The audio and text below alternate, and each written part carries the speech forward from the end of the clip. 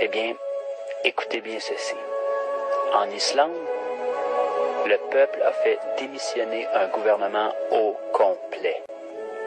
Les principales banques ont été nationalisées et il a été décidé de ne pas payer la dette contractée par ces dernières auprès des banques de Grande-Bretagne et de Hollande, dette générée par leur mauvaise politique financière.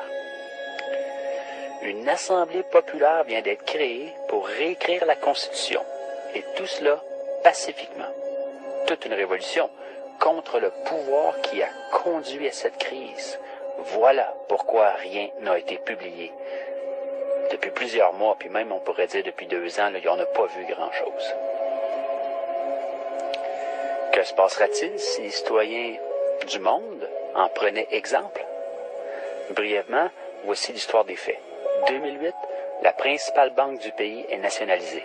La monnaie s'effondre, la bourse suspend son activité, le pays est en banqueroute. 2009, les protestations citoyennes contre le Parlement font que des élections anticipées sont convoquées. Elles provoquent la démission du premier ministre et en bloquent de tout le gouvernement. La situation économique désastreuse du pays persiste. Par le biais d'une loi, il est proposé à la Grande-Bretagne et à la Hollande le remboursement de la dette par les paiements de 3 500 millions d'euros. Un montant qui doit être payé mensuellement par toutes les familles islandaises pendant les 15 prochaines années, un taux d'intérêt de 5 2010, le peuple descend à nouveau dans la rue et demande que la loi soit soumise à référendum. En janvier 2010, le président refuse de ratifier cette loi et annonce qu'il y aura une consultation populaire. En mars, le référendum a lieu et le non au paiement de la dette remporte 93% des voix. Pendant ce temps, le gouvernement a entamé une investigation pour régler juridiquement la responsabilité de la crise. Les détentions de plusieurs banquiers et cadres supérieurs commencent. Là, je parle de prison, là. Oui, on n'est pas tous des mauviettes. Il y a des gens qui se tiennent, il y a des gens avec des colonnes vertébrales sur la terre, là. On n'en parle pas des médias, bien sûr, mais ça existe. Interpol lance une enquête et tous les banquiers impliqués quittent le pays. C'est comme des rats qui quittent le navire, là. Dans ce contexte de crise, une assemblée est élue pour rédiger une nouvelle constitution qui reprend les leçons apprises de la crise et qui se substitue à l'actuelle, qui est une copie, dans le fond, de la Constitution danoise. Pour ce faire, on a recours directement au peuple souverain. On élit 25 citoyens sans filiation politique parmi les 522 qui se sont présentés aux candidatures. Pour cela, il faut être majeur et recueillir le soutien de 30 personnes. Assez simple. L'Assemblée constituante commence ses travaux en février 2011 afin de présenter, en partant des avis collectés dans les diverses assemblées qui ont eu lieu dans tout le pays, un projet de grande charte.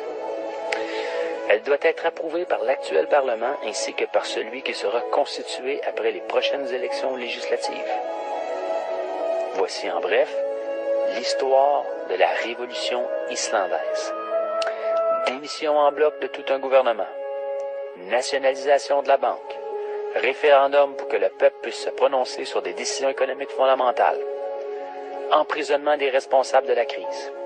Réécriture de la Constitution par les citoyens. Le peuple islandais a su donner une leçon à tout le monde entier en affrontant le système et en donnant une leçon de démocratie au reste du monde.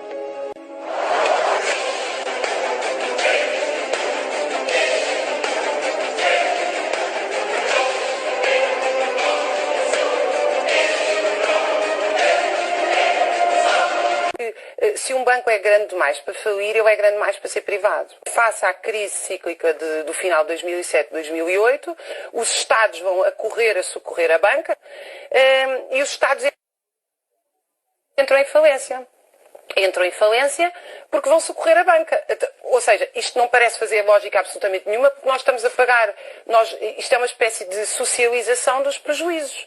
Nós estamos a pagar os prejuízos, mas tudo o que é lucro mantém-se no setor privado. Todas as empresas lucrativas, e há muitas em Portugal, a começar pelos casos óbvios da Galp, do setor da energia, das grandes empresas exportadoras, são empresas lucrativas, os próprios bancos, têm saldos positivos, mas têm-nos porque sistematicamente são alocados recursos públicos ao setor privado.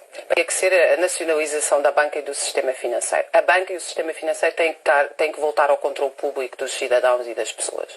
Não é possível ter um Estado, uma banca privada e uma massa de pessoas que trabalham a canalizar dinheiro para o Estado que o canaliza para a banca. Não, porque a banca concentra todos os problemas do modelo de acumulação que nós temos, obviamente.